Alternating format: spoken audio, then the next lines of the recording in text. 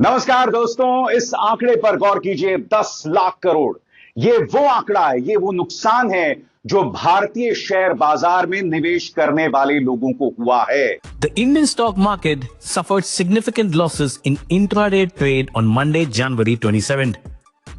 जी हां, विदेशी निवेशक भारतीय बाजार से अपना पैसा वापस ले रहे हैं। वो पैसा लेकर वापस अमेरिका भाग रहे हैं। डॉलर के मुकाबले रुपए की कीमत लगातार गिर रही है और यह भी एक बहुत बड़ा कारण है कि शेयर बाजार से फॉरेन इन्वेस्टर्स यानी विदेशी निवेशक भाग रहे हैं। Made investors lose nearly 10 lakh crore rupees in a single day. शुक्रवार को भारतीय रुपया कुछ मजबूत हुआ था, लेकिन अमेरिका के राष्ट्रपति डोनाल्ड ट्रंप के टैरिफ संबंधी फैसले पर अनिश्चितताओं के बीच सोमवार को रुपया गिरावट के साथ खुला। 27 जनवरी को शुरुआती कारोबार में 22 पैसे की गिरावट के साथ 86 रुपए 44 पैसे प्रति डॉलर पर आ गया। मोहतरम नाज़रीन, डोनाल्ड ट्रंप अमेरिकी सदर ने इक़्तिदार संभालते ही प्राइवेट कंपनियों को शटअप कॉल दी है। ये कहा है कि अगर तुमने इंडिया में या चाइना पे या फिर ब्राजील में अपनी इन्वेस्टमेंट की या फिर वहां पर प्रोडक्शन तैयार करके अमेरिका में आकर बेची तो तुम्हें 100% टैरिफ लगाया जाएगा। जैसे एप्पल हो गई, आईफोन हो गई और गूगल हो गई, ये क्या करते हैं कि रजिस्टर्ड तो अमेरिका में है, लेकिन ये अपनी इन्वेस्टमेंट किसी दूसरे मुल्क में जाकर वहां जहां पर लेबर सस्ती हो वहां अपनी प्रोडक्ट बनाती हैं, वहां से फिर वो अमेरिका में या फिर और दूसरे मुल्कों में फरोख्त कर देती हैं। डोनाल्ड ट्रंप ने धमकी दी है कि तुम लोगों ने अगर ये इन्वेस्टमेंट भारत में की या चाइना में की तो तुम्हारे ऊपर बहुत बड़े टैक्सेस लगाऊंगा। जैसे उसकी शटअप कॉल मिली, वो तमाम की तमाम कंपनियों ने अपने बोरा बस्तर लपेटे और इंडिया से कूच कर लिया। एक ही दिन में, इंडियन मीडिया के मुताबिक एक ही दिन में 10 लाख करोड़ रुपए इंडियन बैंकों से निकालकर अमेरिका शिफ्ट किए गए। ये इंडिया के लिए नाकाबिल तलाफी नुकसान है।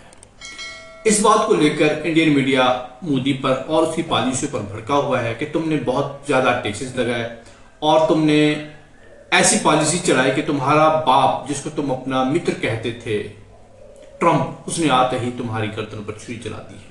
ये तुम्हारी कैसी पॉलिसियां हैं?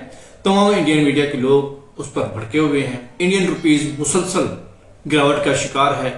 इस पर मजीद ये कि 18,000 इंडियन जो कि गैर कानूनी तारकीन वतन थे अमेरिका से उनको निकाल दिया गया है और वो भी इंडिया में आते ही होंगे। ये भी ऐसे इन्वेस्टर्स जिनको यहाँ पर आबाद करने के लिए इंडिया ने एक अलहदा सिटी तैयार कर रखा था जिसमें अरबों डॉलर उन्होंने इन्वेस्ट किए हुए थे, वो भी इनको खतरे में पड़ता हुआ दिखाई दे रहा है। रुपये की गिरावट को और इन्वेस्टर्स के चले जाने के मसले को लेकर इंडियन मीडिया क्या कुछ कह रहा है, आगे चलकर आपको सब दिखाएंगे। आगे बढ़ने से पहले आपसे गुजारिश है कि अगर आपने चैनल सब्सक्राइब नहीं किया तो सब्सक्राइब कर दीजिए और अगर वीडियो अच्छी लगी तो लाइक भी कीजिएगा। नमस्कार दोस्तों, इस आंकड़े पर गौर कीजिए। 10 लाख करोड़, ये वो आंकड़ा है, ये वो नुकसान है जो भारतीय शेयर बाजार में निवेश करने वाले लोगों को हुआ है। जी हां, विदेशी निवेशक भारतीय बाजार से अपना पैसा वापस ले रहे हैं। वो पैसा लेकर वापस अमेरिका भाग रहे हैं, मगर आप तक हकीकत नहीं पहुंचाई जा रही है। आपके सामने अनर्गल तर्क दिए जा रहे हैं। 1 फरवरी, इस तारीख पर गौर कीजिए, वो तारीख जब निर्मला ताई आम बजट लेकर आने वाली हैं। मगर क्या इस देश के मध्यम वर्गीय को कोई राहत मिलेगी? आखिर क्या वजह है कि भारतीय जनता पार्टी गठबंधन सरकार अपने कोर वोटर यानी मिडिल क्लास को पूरी तरह से भूल गई है? एक तरफ शेयर बाजार में हाहाकार मचा हुआ है और यह हाहाकार सोमवार का नहीं है दोस्तों, 4 महीने से लगातार यह हाहाकार मचा हुआ है। मैं आपको बतलाना चाहूंगा कि वित्तीय वर्ष की तीसरी तिमाही में भारतीय कंपनियों को जबरदस्त नुकसान हुआ है।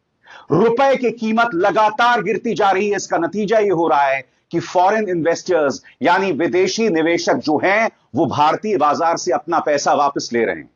इसका नुकसान भारतीय अर्थव्यवस्था को हो रहा है। मगर बड़ा सवाल, क्या यह हकीकत आप तक पहुंचाई जाती है? आप तक अनर्गल तर्क दिए जाते हैं। आपको यह बतलाया जा रहा है कि भारतीय शेयर बाजार में जो हाहाकार मचा हुआ है उसका कारण डोनाल्ड ट्रंप है। यह एक कारण हो सकते हैं, मगर सबसे पहले जैसा कि मैंने आपको बतलाया कि करीब 10 लाख करोड़ का नुकसान और इस बारे में खबर क्या कहती है आपकी स्क्रीन पर। भारतीय शेयर बाजार को सोमवार 27 जनवरी 2025 को भारी गिरावट का सामना करना पड़ा, जिसमें बीएसई सेंसेक्स 800 अंक से अधिक गिर गया और एनएसई निफ्टी 50 22,800 अंक के करीब गिर गया। इस तेज बिकवाली ने निवेशकों की संपत्ति में लगभग 10 लाख करोड़ का नुकसान दिया, क्योंकि बीएसई सूचीबद्ध कंपनियों का बाजार पूंजीकरण 419.5 लाख करोड़ से गिरकर 410 लाख करोड़ के नीचे आ गया। लगातार शेयर बाजार में हाहाकार मचा हुआ दोस्तों, और यह रुकने वाला नहीं है।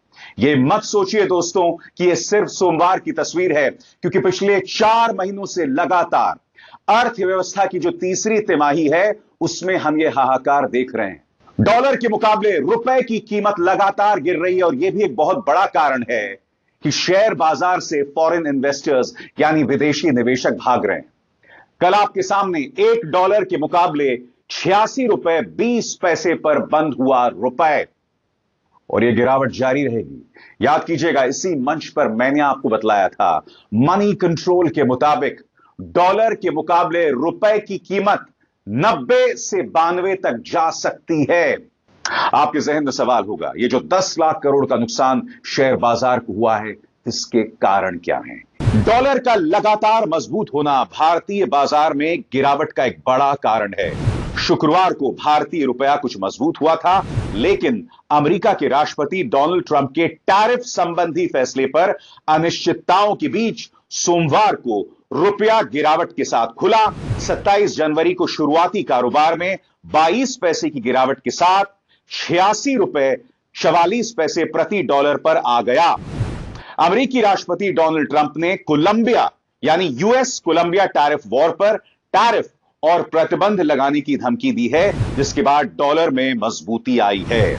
The Indian stock market suffered significant losses in intraday trade on Monday, January 27th.